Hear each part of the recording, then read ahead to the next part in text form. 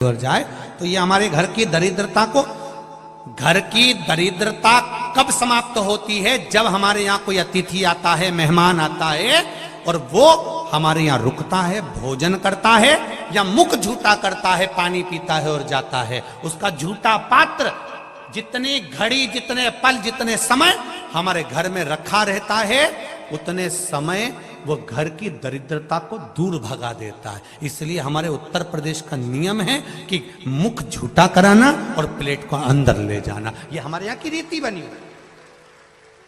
इसलिए कहते अतिथि देवो भव, अतिथि देव सम्मान हम क्यों करते?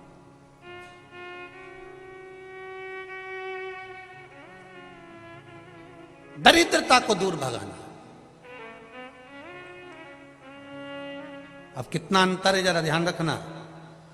खुद के झूठे बर्तन 2 घंटे 4 घंटे तुम्हारे यहां पड़े हैं तो दरिद्रता प्रवेश कर रही है। जरा अच्छे से सुन लेना रे उत्तर प्रदेश वाले, कानपुर वाले, थोड़ा ध्यान लगाकर सुनना। और जितने लोग आस्था चैनल पर सुन रहे हैं, जितने फेसबुक यूट्यूब पर सुन रहे हैं, वो भी सुन लीजिएगा। खुद के झूठे बर्तन घर के अंदर 4 घंटा 5 घंटा पड़े हैं तो दरिद्रता को निमंत्रण दे रहे हैं, दरिद्रता को घर में बुला रहे हैं। और अतिथि का झूठा बर्तन घर में पड़ा है तो दरिद्रता को बाहर भगा रहे हैं। जरा समझ लीजिए अच्छे से।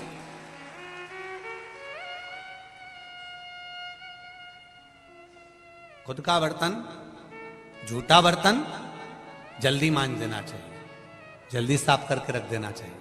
बर्तन वाली नहीं भी आई ना, और बर्तन पड़ा हुआ है ना, बर्तन मांजने वाली नहीं आई है, तो घर की बहू बेटी का यह फर्ज बनता है कि झूठे बर्तन पर आधा बाल्टी पानी लेकर, 2 डब्बा पानी लेकर, 1 भगोनी पानी लेकर सारे झूठे बर्तन पर पानी छीट दो।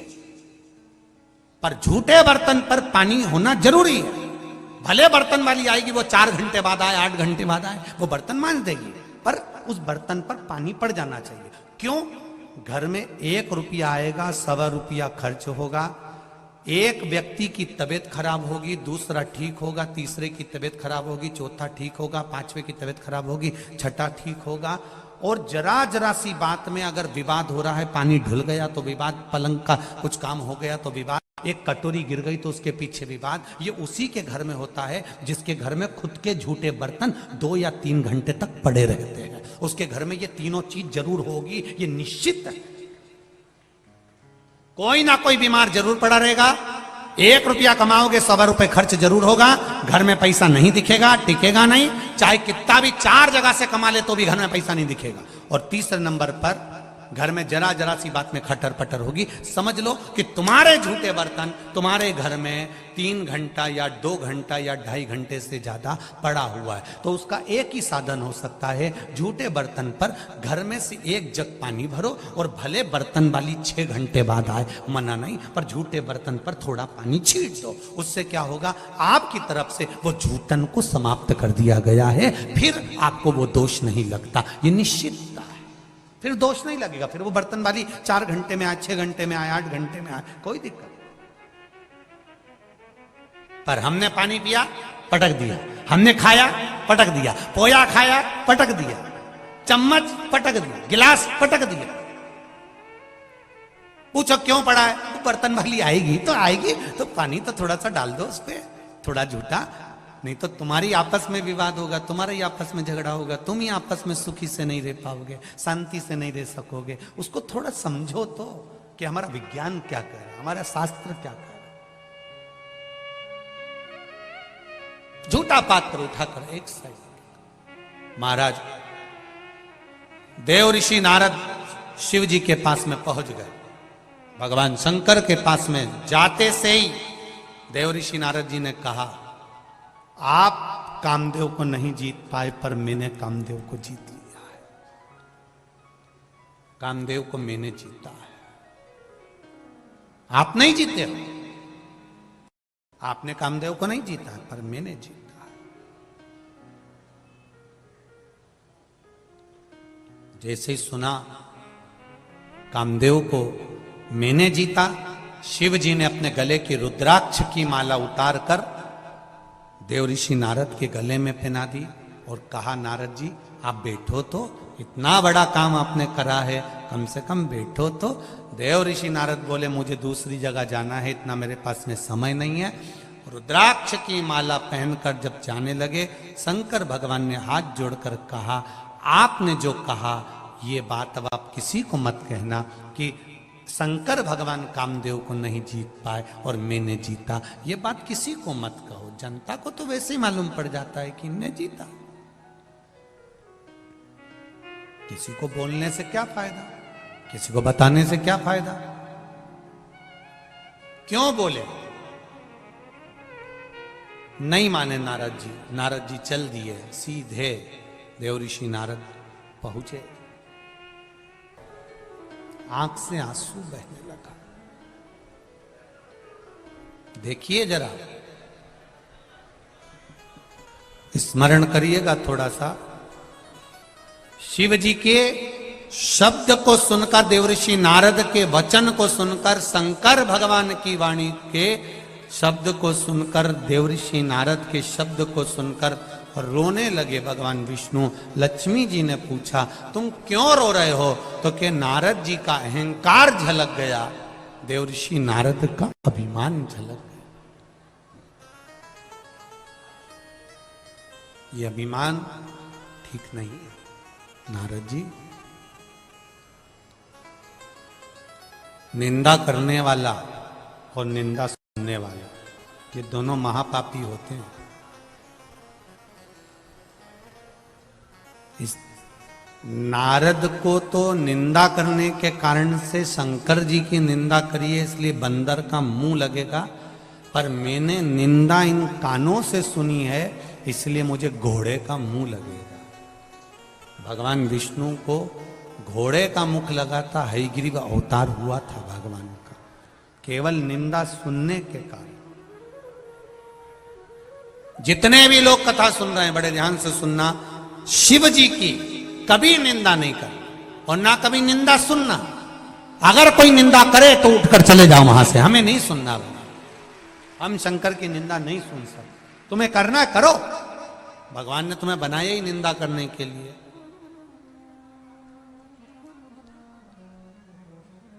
जब निंदा करने वाला निंदा करना नहीं छोड़ सकता, तो अपन अपना काम कैसे छोड़ दो कि हम निंदा सुनते ही नहीं है, तो हम कैसे सुन ले? जब तू करना नहीं छोड़ रहा तो हम सुनना कैसे छोड़? हमें नहीं सुनना, हम नहीं सुन सकते, हमें नहीं श्रवण करना। भगवान विष्णु ने कहा नारद जी तुम्हारा अभिमान। देव ऋषि नारद जी ने कहा मैंने कामदेव को जीता और आपने मुझे बैठने का नहीं कहा। भगवान कहते हैं बैठने का कैसे कहते हैं? शंकर भगवान ने तुम्हें बैठने के लिए जगह दी, तुम नहीं बैठे। तुम्हें बैठने की जब जगह मिली तो तुम नहीं बैठे, और तुम मेरे यहां आकर कहते हो कि बैठ जाओ। ये दुनिया के लोग दो मुंहा बातें करते हैं। किसी गरीब के घर में अगर शादी में जाएंगे और माता पूजन में या कोई कार्य में 2 घंटा लेट भी हो गया तो किसी के मुख से आवाज नहीं आती, और किसी पैसे वाले के यहाँ शादी में जाएंगे और मैं 2-3 घंटा लेट भी हो गया, गरीब की यहाँ होगी तो तुरंत कहेंगे टाइम लग गया, इतना समय हो गया, ये समय बोला था, ये समय बोला था। और पैसे वाले के यहाँ अगर होगी तो कोई बात नहीं, चल रहा है जैसा चलने दो, होगा जब देखा। जमाना बड़ा विचित्र।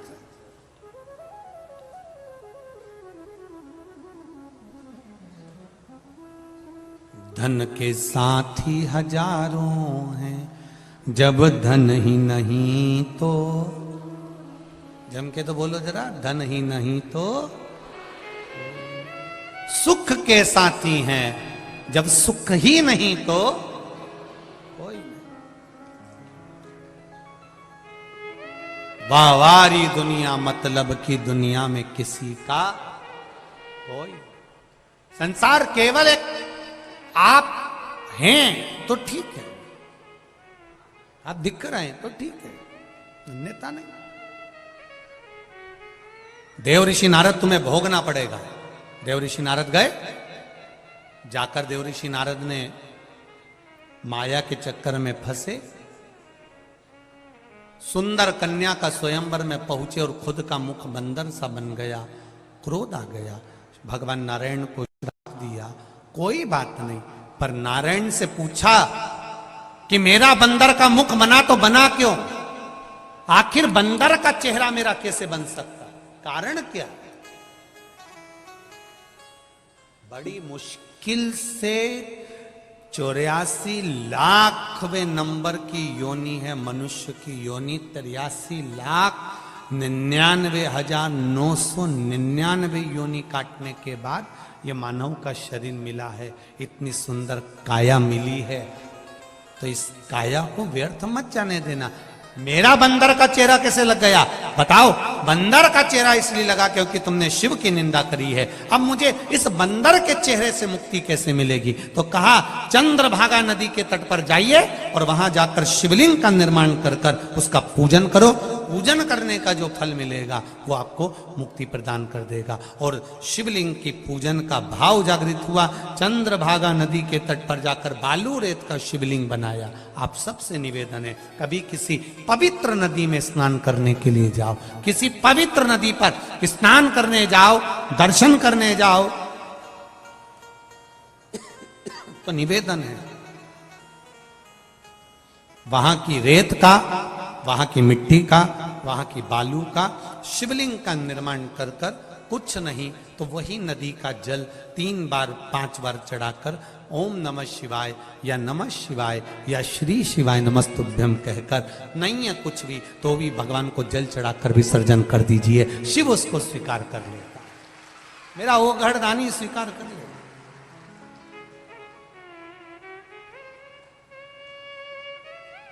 किसी पवित्र नदी पर जाए, वहां जाकर एक बात और अच्छे से सुन लीजिए।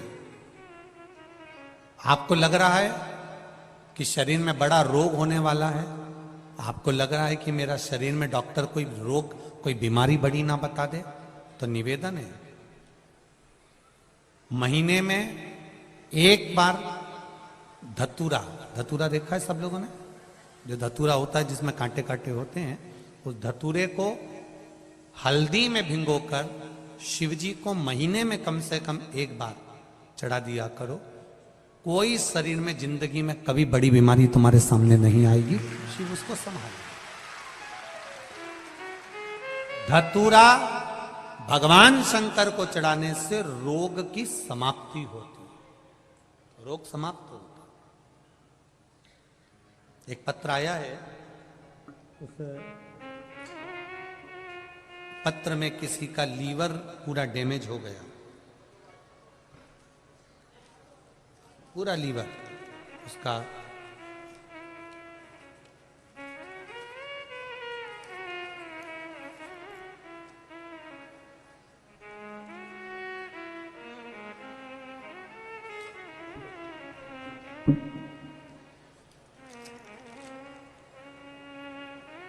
शंभो शरणे पड़े मांगू घड़ी रे घड़ी दुख काटो दया करे दर्शन आपो। काम हो तो उससे 3 महीना बाबा से जो तुमने बोला है दिल से अगर सुनी होगी और दिल से अगर बोला होगा तो वो दिल से देगा भी निश्चित है। आप तो सुनो दिल से श्रवण करो। अविरल भक्ति के साथ नारद जी कह रहे हैं मेरी गति चंद्रभागा नदी के तट पर शिवलिंग का निर्माण करना, उसका पूजन करना, तब जाकर देवऋषि नारद का सही स्वरूप आना, शिव जी को स्वयं आकर दर्शन देना। कह दिया नारद निंदा से थोड़ा सा दूर रहो, सब निंदा चल सकती है पर शंकर की निंदा ना तो सुनी जाए और ना करी जाए। अगर कोई फेसबुक, यूट्यूब, व्हाट्सएप काय पर भी अगर कोई शंकर जी के प्रति गलत पोस्ट भी कर दे तो उसको वहीं की वहीं या तो डिलीट कर दो या आप वहां से बाहर निकल जाओ। जवाब देना है तो इतना जरूर दे दो कि भाई तू पहचानता नहीं जानता नहीं तो क्यों शिव निंदा में लगा हुआ है। शंकर की आराधना करो, निंदा नहीं करो। शिव करो शंकर की आराधना।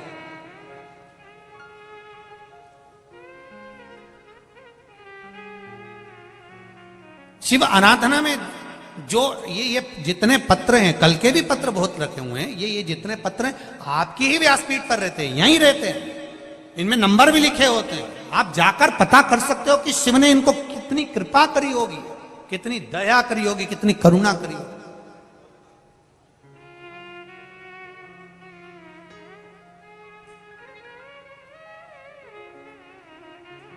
यहां यूपी में, उत्तर प्रदेश में अभी काशी में कथा हुई, उसके बाद में ये कथा उत्तर प्रदेश की ये कल्याणपुर कानपुर में हो रही है। हमारा तो यहाँ पर ज़्यादा आना जाना भी नहीं होता, हमने पहले भी कहा। यहाँ किसी से ये प्रशासन के लोग भी रहते हैं और कार्यकर्ता भी रहते हैं, हम लोग मिलते भी नहीं, हम व्यासपीठ से कहते हैं, हम किसी से ज़्यादा मिलते नहीं। अपना भजन करना, मंत्रमाला जपना, नाम जाप करना। जो जजमान परिवार उन कथा में बैठे हैं और आप सब लोग जो कथा में आए हैं, बाबा आप सबका कल्याण करे, उसके लिए श्री शिवाय नमस्तुभ्यम दिन भर जपो, भजन करना, कथा का समय हो कथा करना और भगवत भक्ति में लगना। आप ना तो ज्यादा मिलना का कोई क्रम होता है, ना कोई मिलना है आप लोगों से, तो हम तो इतना कहते हैं आप हमसे मिलने की जगह प्रयास करो कि मेरा देव अधिदेव महादेव से मिलन हो, बस इतना प्रयास करो, कोई आस। हाँ, सीहोर कुबेरेश्वर धाम का कंकर शंकर है, वहां आने वाला व्यक्ति, वहां धोक लगाने वाला व्यक्ति, वहां लोट लगाने वाला व्यक्ति, वहां दंडवत करने वाला व्यक्ति, यह विश्वास जरूर है कि कंकर शंकर की भूमि कुबेरेश्वर धाम में जो गया है वो खाली तो नहीं रहा है, ये निश्चितता। और वही कुबेर भंडारी यहां है साथ, वही कुबेरेश्वर महादेव 7 दिन यहां। आपकी भक्ति प्रबल हो। का तो नहीं मालूम हमको, पर काशी से और आगे जब जाते हैं तो वहाँ एक नियम है, अब इधर भी होना तो चाहिए ऐसा नियम, कि जब कोई अतिथि आता है तो सबसे पहले उसके सामने गुड़ या शक्कर या मीठा, लड्डू, गुलाब जामुन जो भी घर में होता है वो उसके सामने रखा जाता है। पानी भी बाद में आता है, पहले मीठा। इधर होता है क्या? है इधर नीति? बहुत बहुत धन्यवाद आपको, आप पूर्वजों की रीति को निभा रहे हैं उसके लिए।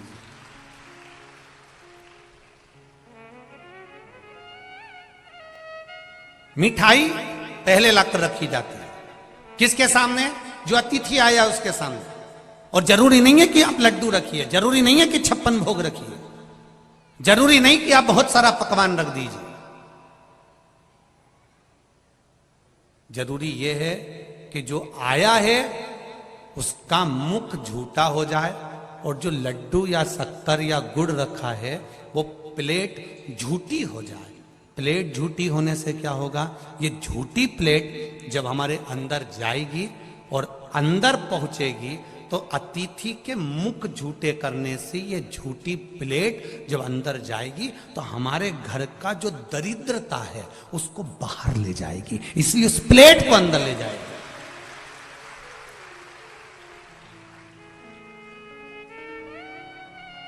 ये झूठी प्लेट हमारी अंदर चले जाए, जो झूठी प्लेट अंदर की